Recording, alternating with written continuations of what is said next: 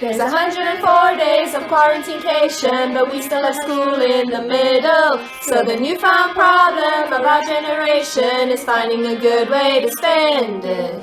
Like maybe finding a hobby and reading our Bible, creating cool experiments, discovering newfound cool talents, or giving your budgie a shower. Spending time in prayer, creating arts and crafts, or locating ancient treasure. It's over here! Helping around the house, doing my homework, or camping in the garden. As you can see, there's a whole lot of stuff to do before things normalize. So stick with us, cause Kids Club is gonna do it all. So stick with us, cause Kids Club is gonna do it all. Mom, the Kids Club leaders are back at it again.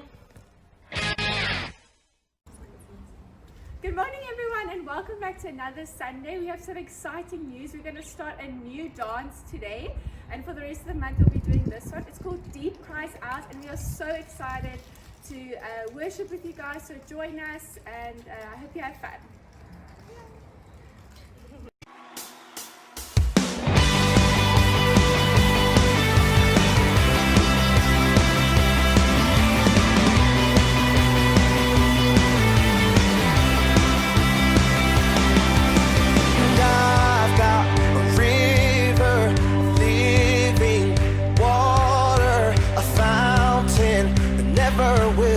Dry.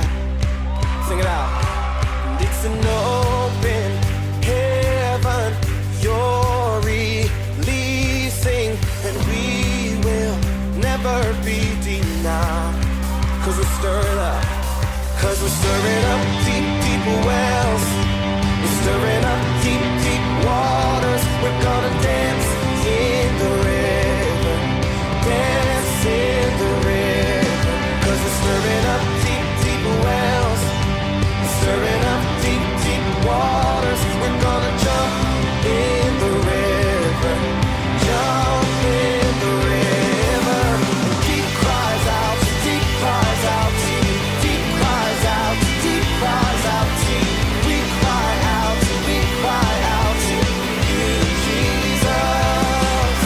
And I've got a river of living water, will run dry. No more now.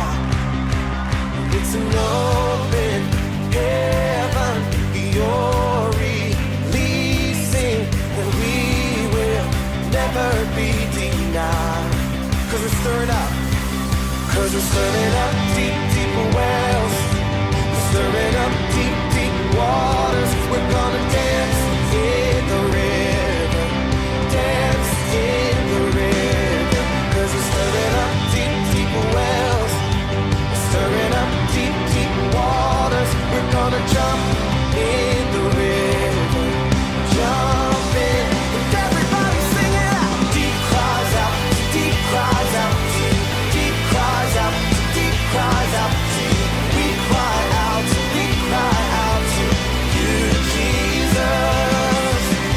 Deep cries out, deep cries out. Cries out, deep cries out to you. We cry out to you, Jesus. We're falling into deeper waters, calling out to you. We're walking into deeper waters, going after you. Yeah, clap your hands.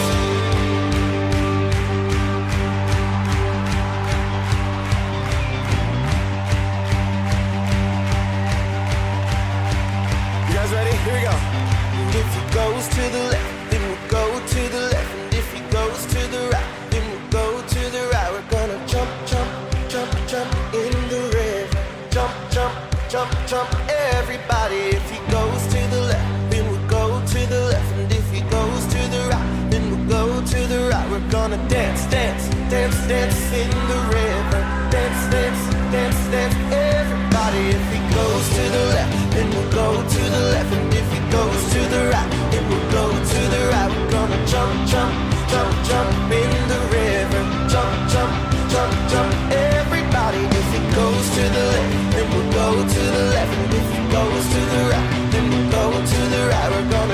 shout, shout, shout in the river. Shout, shout, shout, shout, yeah.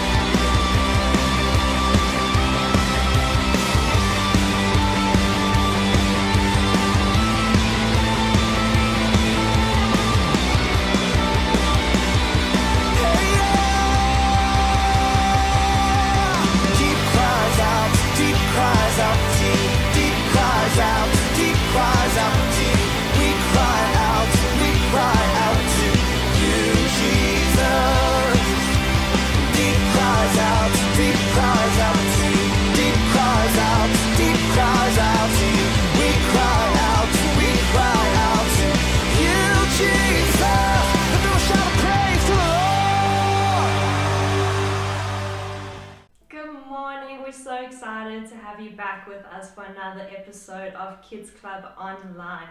Hope that you've been keeping up with our program. We have been doing the fruits of the Spirit all these weeks, and today is our final one, and it is on love. So we're just going to go straight into that. Okay. So, why does God love us even when we do bad things? That's what our lesson is on today. And it all love is responsible for a lot of things, and I think one of the most amazing things that God's love is responsible for is forgiveness for us. So I'm going to tell you a little story, because the people in the Bible, they were asking Jesus this question as well. Why does God still love us even when we do bad things? So Jesus told them this story, and it comes from Luke 15. There was a man, and he had 2 sons. The younger son asked his dad for money one day, that the money that he would get from his father when his father passed away. The father was heartbroken that he was asking for this, but he still gave him half of his estate, so half of the money that he was owed. Okay. So the son took this money and he went and he moved away to a different country, and he started spending this money on a lot of different things. And so he used it all up and he wasted all the money. So much so that he became so poor that he had to work for other people in order to make money, or just to get food basically. And so he was working and he was feeding pigs, and there was a famine, which means that there was no food around the land that he was in because of all sorts of things. And he was feeding this food to the pigs, and he was so hungry because he'd used up all his money, and he was actually looking at this food that he was feeding the pigs, and he was thinking, gee, I'm so hungry, I want to eat this food that I'm feeding the pigs. That's how hungry I am. So that's when he decided, you know what, my father's servants, the people that work for my father, they live a better life than this. And I've actually been really silly and I've done these really bad things. You know what, I'm going to go home, I'm going to apologize to my father, I'm going to tell him that I've sinned against him and I've sinned against God, and I'm just going to ask him if he'll allow me to work for him and be his servant. So he went home, he started his trek home, and he started journeying home. And when he was on the hill and he's walking on the hill, his father sees him in the distance. And this is a long time after he left the home. And the father sees him in the distance, and the father just runs to him and gives him this massive hug. And the son is so shocked because he was not expecting such love from his father after the things that he'd done. And so he says to his father, he says, I'm so sorry for the things I've done.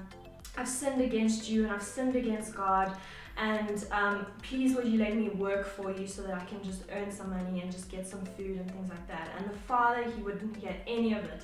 He asked his servants to bring out the finest clothes for his son. He asked them to put a ring on his finger. The ring signifies that he's part of the family. And he insisted that they were going to have this massive feast to celebrate the return of his son. Now they're having this party and everything, and now the older son, he's now very upset. He says to his father, how can you celebrate the return of my younger brother after he just abandoned you? He took your money and he abandoned you and he wasted it. How can you just accept him back into the family and celebrate his return? And the father, this was his reply to the son. He says, my boy was lost and now he's found. All that is mine is yours. Your brother was dead, now he's alive. So he was lost, now he's found. so we must celebrate his return. And what this story means for us is that sometimes we do bad things in life, like this, the younger son did. He left, he was bad, he was sinning out in the world, but when he came home and he asked his father for forgiveness, his father forgot all about all the past things that he'd done, and he loved him so much that he gave him all the forgiveness that he could possibly have to welcome him back into our family. And that is exactly what God does for us. For when we sometimes stray and we sometimes do bad things, as long as we ask God for forgiveness and promise not to do those things again, God loves us so much that he will forgive us. And it's also important for us to remember that we must also show that kind of love to those around us and show that same forgiveness that God has for us for those around us. Okay, cool. So we're also just going to go straight into our memory verse. And so remember, please send us voice notes of you doing your memory verses so that we can put stars on you and stickers on your chart. So when we come back to church, then we're going to have a lovely party and we're going to have a great day all together. And so this week's memory verse comes from 1 John 4 verse 7, and it says, "Dear friends, let us continue to love one another, for love comes from God. Anyone who loves is a child of God and knows God." Awesome. We're going to go ahead into our craft now. Awesome, guys. So we're going to jump straight into our craft, and today we're just going to make a little mouse that's actually made out of a heart, and you'll see what that means. So that kind of links with our topic of love for today. So the things you're going to need is you're going to need an A4 piece of paper that you folded in half like this. You're going to need just a little piece of paper that you've cut out into like an oval shape, but a half of an oval. You're just going to need a short piece of string, some scissors, glue, a pen, and if you have a button lying around, you can use a button. Otherwise, we can just draw the nose as on the mouse that we have here. So the first thing you're going to do is you're going to fold your A4 piece of paper in half, and on the side that has the folds and the side that doesn't open, you're going to draw half a heart. So this little shape here that we have here. So that's what you're going to draw. Then you're going to take your scissors. Remember to be careful with scissors because they're sharp, and you are just going to cut along that line that you have drawn. Doesn't have to be perfect. Okay, we don't need that piece of paper anymore, and we're also done with our scissors. So if you open up, can you see how it is a heart like love? Now what we're going to do, can you see that looking like this at the mouse, the little sharp end is going to where his nose is going to be, and the round end is where his bum is, and that's where the tail comes out. So the first thing we're going to do is we're just going to take our glue, and we're just going to create just a little bit of glue on the side here, just to stick part of our string, which is his tail. Okay, then you can use the glue just to put around the rest of the heart. And when you fold that in half, and you just stick it nicely together, so that means that his tail is nice and secure inside. Then we're going to take this little half oval shape that we have, and this is going to be his ear. So we're just going to position it there. It's okay if it sticks out of the page a little bit. Nothing wrong with that. Use a different color page so you can differentiate. It doesn't have to be detailed like my one is. Just a different color to your mouse would be great. So you can just stick his ear on there just so it sticks out a little bit.